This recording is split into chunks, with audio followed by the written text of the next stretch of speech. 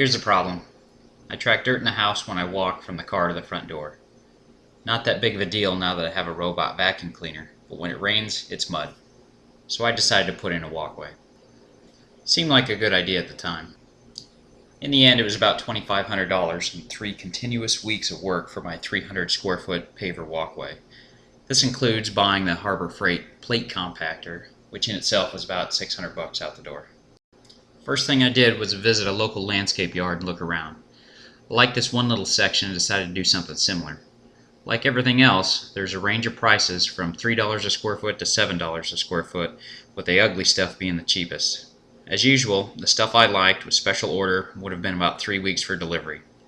I ended up choosing the closest thing they had in the yard, and it turned out to be $3.30 a square foot. Then it was time to dig. It took 13 days of at least 4 hours a day. I have lots of trees in the yard, so it was slow going. Luckily, I was using my charm set of dowsing shovels once again and located a water line. This is not my first set of dowsing shovels, so I was able to quickly shut off the water and make the necessary repairs. Here's a little sneak peek for making it this far. After 2 weeks, the path was dug. We probably moved 12 cubic yards of dirt. Most of it went into the wagon and was dumped in the backyard. The rest ended up on those berms on the side, which were later spread out across the yard. Now it was time to break out the brand new compactor. Now there are 2 types of compactors for the homeowner, the jumping jack and the plate compactor. The jumping jack is for clay type soils that stick together quite a bit, and it also costs 4 times as much.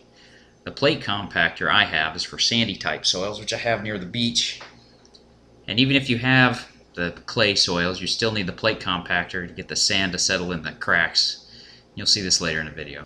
Unfortunately, I miscalculated 2 things. First, we had to dig a little deeper than I thought in order to get through the tree roots. And second, the sandy soil absorbed the first 3 cubic yards of gravel while filling the bottom maybe an inch. So I had to order another 6 yards. The spreadsheet at the beginning has those corrections. Once the bottom was well compacted, I cut some scrap 2x4s to length and leveled them across the pathway. Then I filled the cells and screeded the gravel off like you do with concrete. I then ran the compactor, pulled the 2x4s out, filled the voids, compacted again. By this time my pavers had arrived. I made a slope of gravel so the pavers were level at the ends, at the driveway and the front door, and then compacted yet again. Then I had to figure out a pattern. Any truly random pattern has repeats in it which bother me. I tried to look for patterns on the internet, but I couldn't find anything for the blocks I have. So I came up with this. It's a big block with a little block, then the medium square. It forms kind of an L. Then the L's are stacked up on top of each other kind of diagonally. On the palette you can see the diagonals, but once it's in the walkway and around the curve, nothing draws your attention. Then something magical happened. I found out my iPhone has time-lapse video. Whenever you record, no matter how long, it squishes it into like 25 seconds. This is the whole reason you're seeing any of this. So once the gravel's compacted, and you put these little plastic pieces of trim in, hammer a spike every 8 inches or so, and then the trim should be about 6 inches from the edge of your compacted gravel.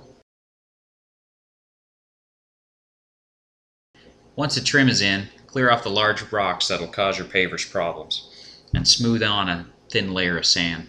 Pound that with a hand compactor, and then start laying down your trim pavers. They're usually a different color. I'm using a tile saw here to cut my pavers, which are 2 3/8 inch thick. The tile saw doesn't cut all the way through, so I'm using a hammer to chip away the rough bottom after you break it apart. Later on, I just flip the paver over and just use the same saw. I'm using a Sharpie to mark the blocks where I need to cut them. That orange dead blow hammer is used to seat the pavers once I put them in their spot. All the paver work took about a week. Again, 2 weeks for digging, 1 week of pavers.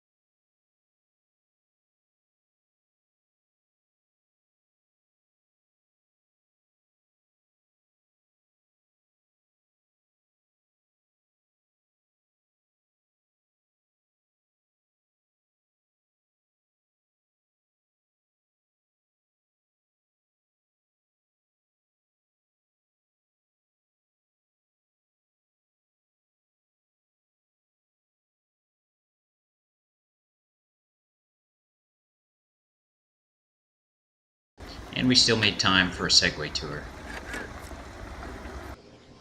The trimming is tedious. This section alone took 4 or 5 hours.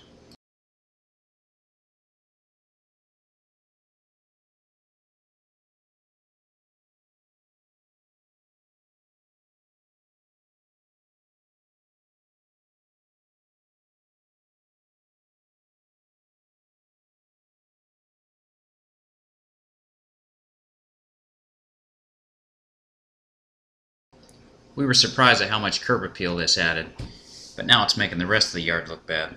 Your pavers are in place, you have to fill all the gaps with poly sand. You don't have to use spacers like you do with tile. The pavers have little ridges on them that keep enough gap for the sand.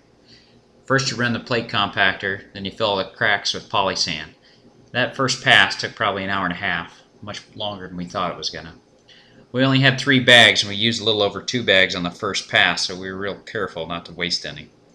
Then the compactor goes over again, and then you fill the cracks again. We barely made it with the 3 bags we had for our 300 square foot of pavers. Then you wet it out for like a minute or so.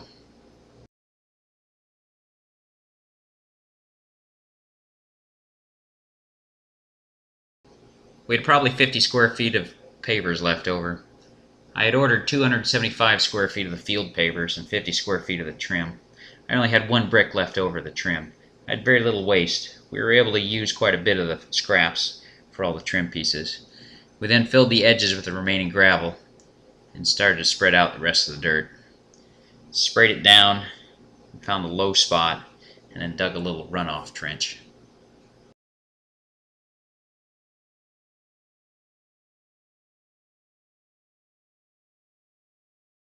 Here again is the view from the front door. Much better, don't you think? And that stupid 4x4 is gone. Who puts that in front of the front door? Seriously, who does that? Didn't think that'd be a problem? But now the old privacy fence is looking really bad. So we installed some double knockout roses from Lowe's.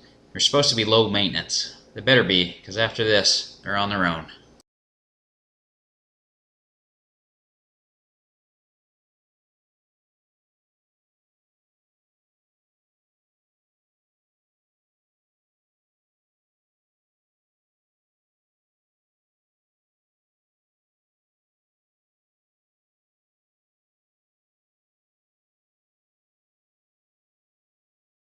Once again, this is before, after,